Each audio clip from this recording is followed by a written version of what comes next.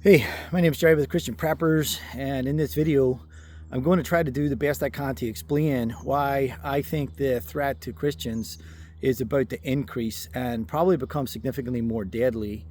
Um, so I grew up in Belfast during a period of time what was called the Troubles, and you seen the sophistication of the Troubles getting more and more deadly as the different sectarian groups figured out how to essentially trap people. I don't really want to go into too much detail because I don't want to kind of put ideas out there.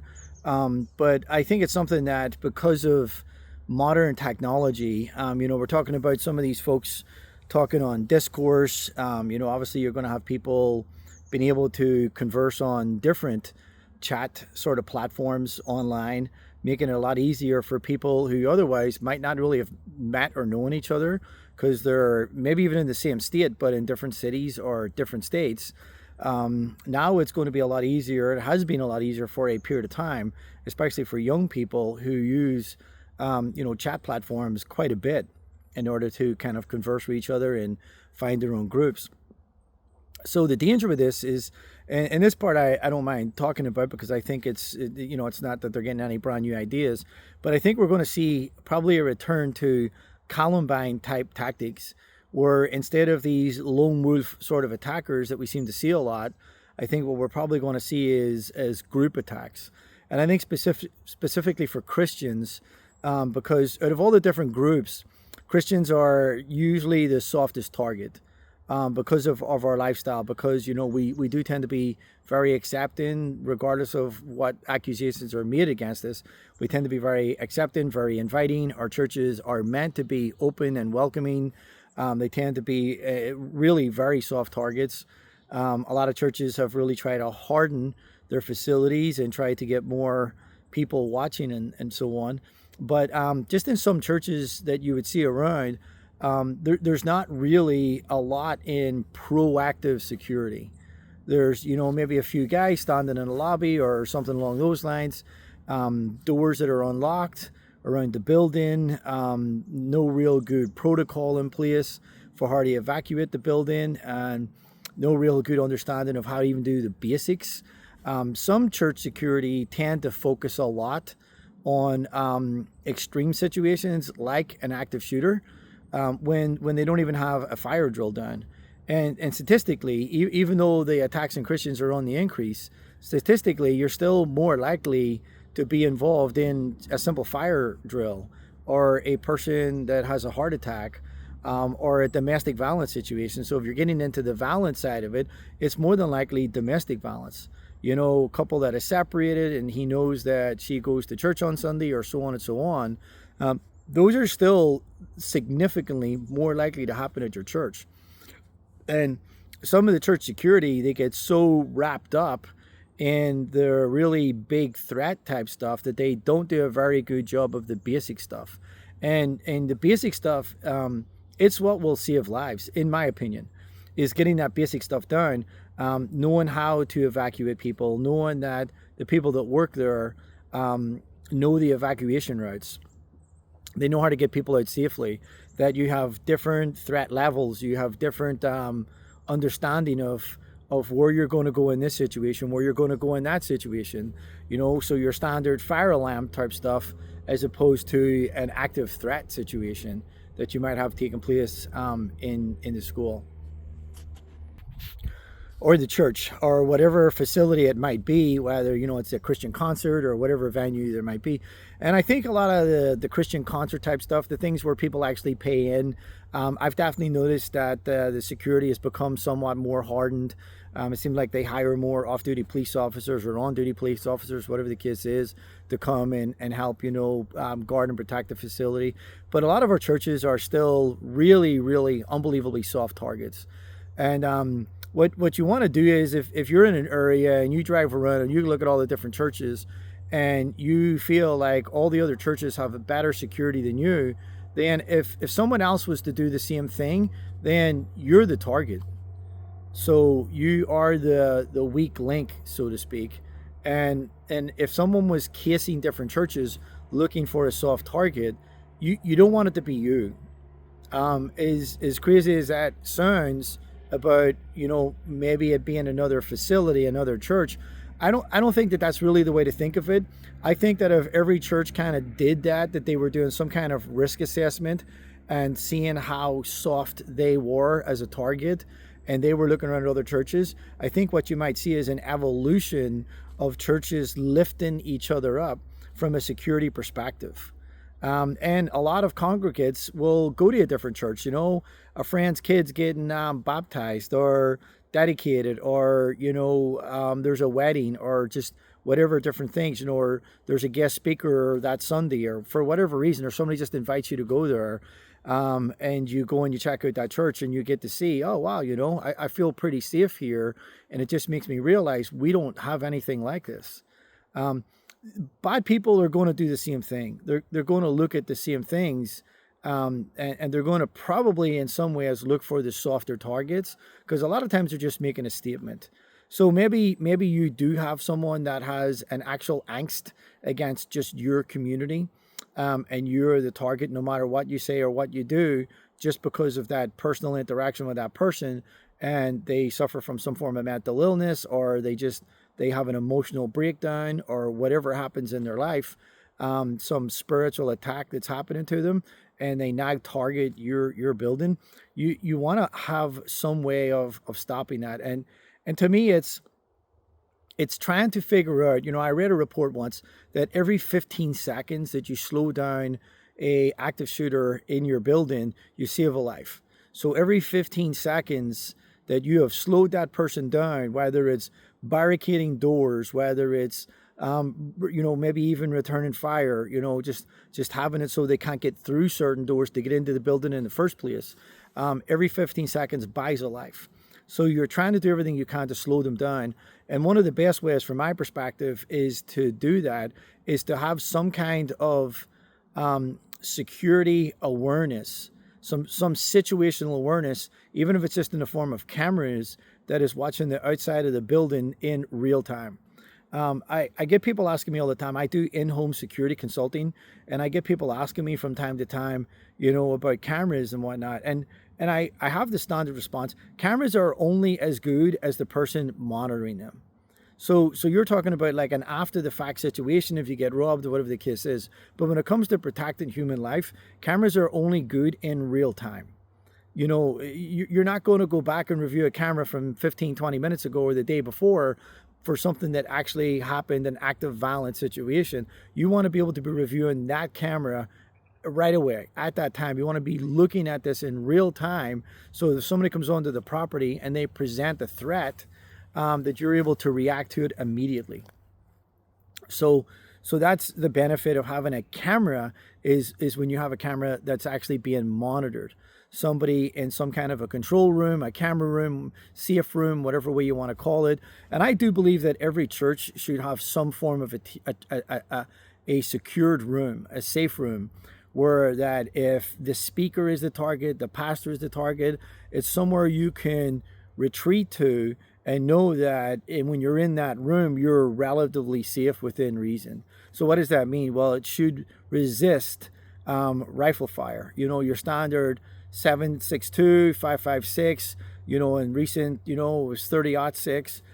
So you want something that could somewhat protect you from most of your common rifle rounds, especially rifles that take magazines, because that's what a lot of the active shooters, so not the sniper type stuff that we seem to be seeing a lot of lately, but more of the active shooter, church invasion type things. Those people, they want the large capacity magazines, and those typically tend to be in the slightly smaller rifle calibers, you know, like I said, the 5.56 or the 7.62 or so on.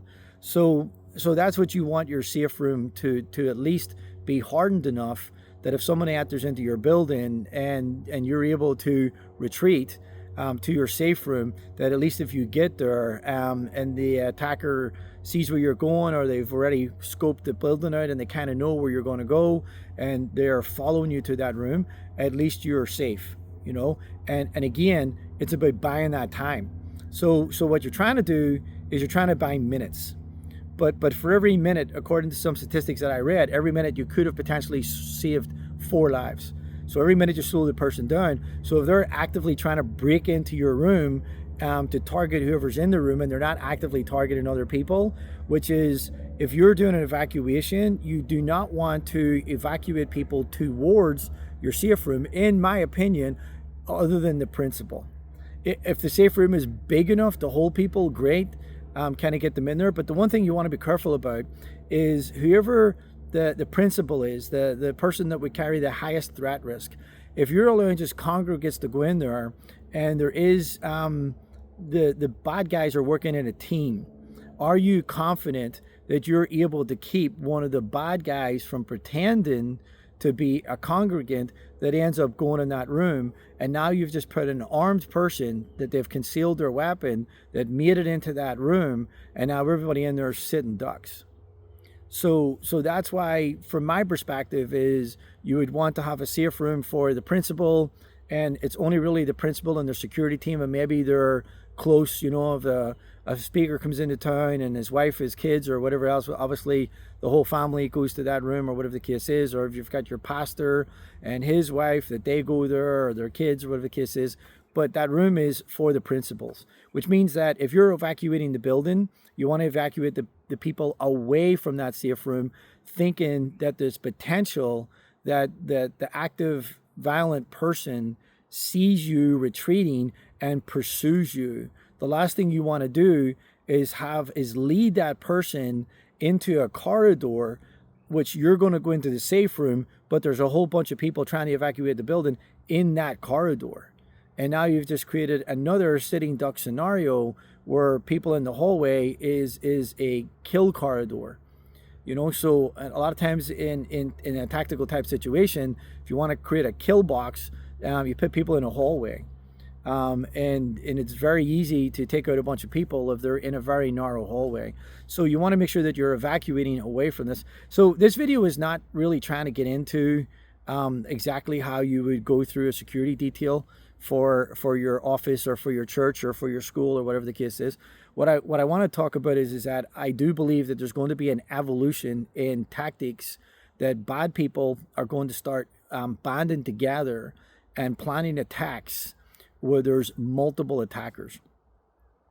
I think they're going to get very creative at how they can infiltrate, and maybe open doors, unlock doors, maybe even potentially try to neutralize a security person. So if you're a security person in a corridor, that you monitor locked doors. Obviously they're breakaway doors, so there's a fire alarm. People can exit the building, but from the outside people can't enter the building. Well, maybe they work as a team and they want to neutralize the guy in the corridor, which is why you should never be alone. And you should always challenge people from a safety perspective. If you're a church, right? But you've brought everybody into the building, you've greeted them all, you've been, sweet, kind, and all this kind of stuff. And now people's in the building. Now it's your job to protect those people. So anyone that comes late, they only get to come in one entrance. Everything else is locked down.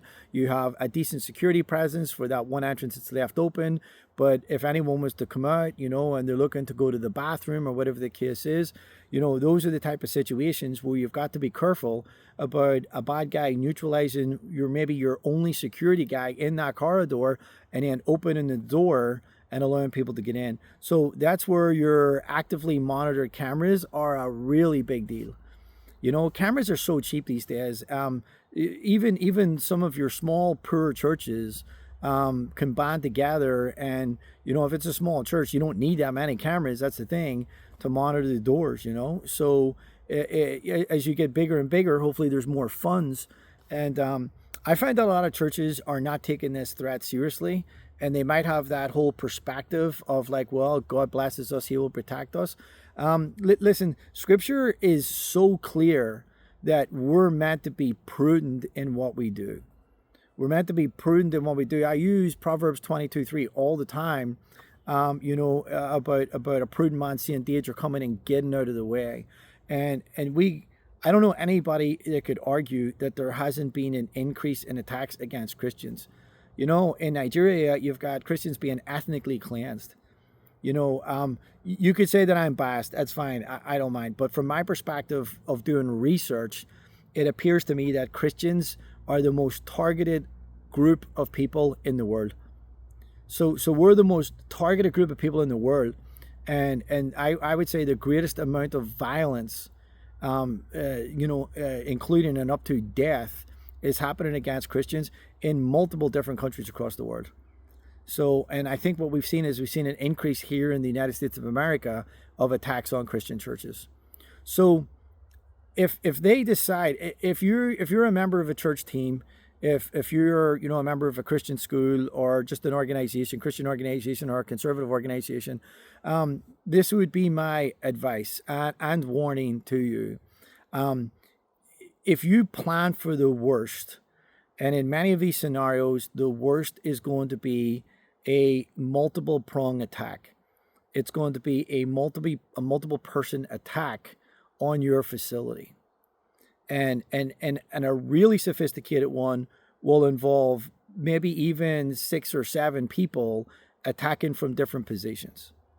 And if you are planning for that, then everything else below that means that you're probably going to be in a much better situation to handle it. But we should absolutely, as the body of Christ, be protecting. We have a mandate to protect innocence. We have a mandate to protect people within our community. And if someone comes to hurt us and we act in self-defense and that person loses their life, I believe that the Bible is clear with the thief by day, the thief by night, that blood is on their hands. It's not on the hands of the defender. If the attacker loses his life, the blood is on the attacker's hands. The other thing too is we're seeing more and more women becoming militant all the time. And, in Belfast growing up, there was women who were involved in, for instance, bombing attacks. So don't think that women are not going to be part of this future violence and aggression. We're already seeing women becoming more and more violent in these protests. So as your church security team, you got to stop dropping the bias. Is it statistically more likely that it's going to be a male? Yes. Does that mean, though, that women won't do it? Absolutely not. So making sure that your security, when you're looking at people, you're looking at whatever the triggers are. You're not looking at what color they are, what gender they are, or anything else. What you're looking at, are they displaying a trigger that's concerning, a trait?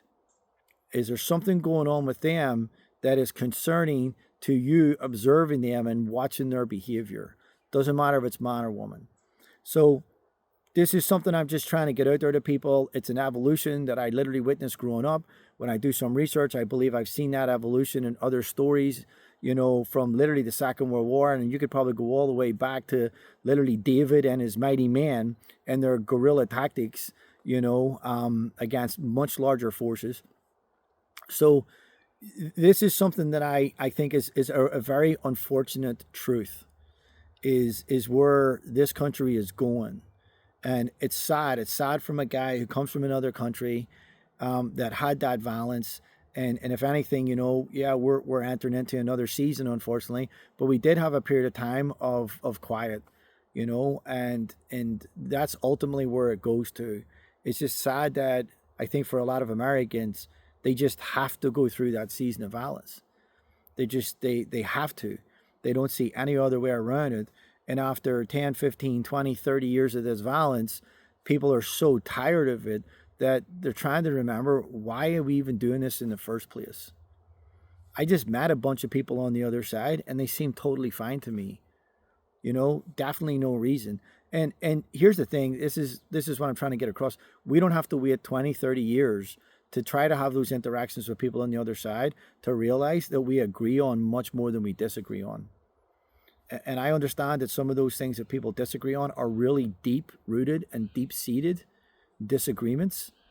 But we can still, in this amazing country where people have the freedom of speech, we need to learn to get along and to be able to tolerate each other and try to convince other people through conversation, through facts.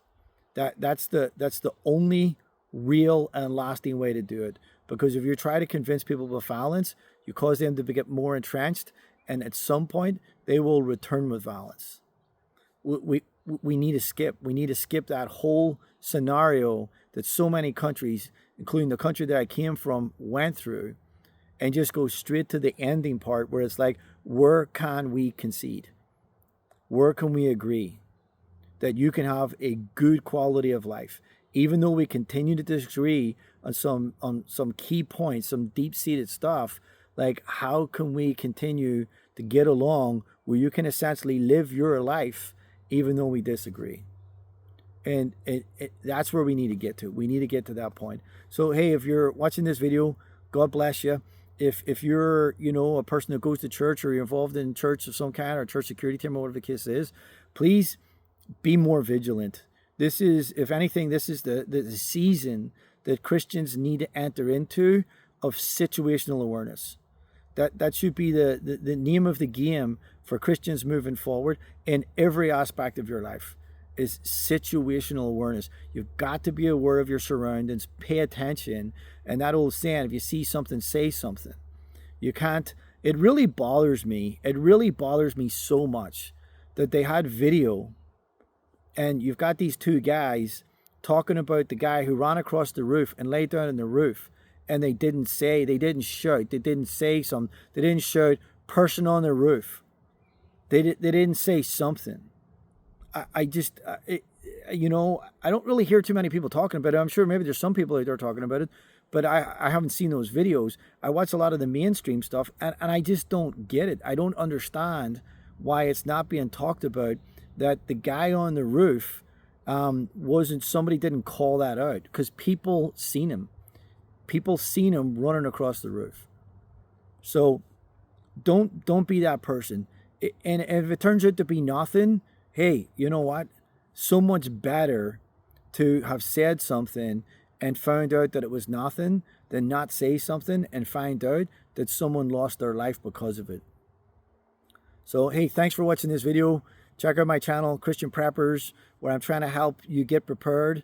And it's not just prepared for active violence and all these different things that are potentially coming our way. What I'm trying to help you get prepared for is to bless people, is to feed people, to comfort people, but above all, to give them the gospel, that they have hope through whatever difficult time that we would find ourselves ministering to them, that they would have hope in Jesus Christ, our Savior, that they could be born again and enter into the kingdom of heaven. That's what we're preparing for. That's what we're getting food ready for. That's why we're getting the right mindset. That's why we're learning how to help people, treat people, stop bleeding, and just comfort each other. So thanks for watching my channel. Please check out some of my other videos. God bless you. Take care.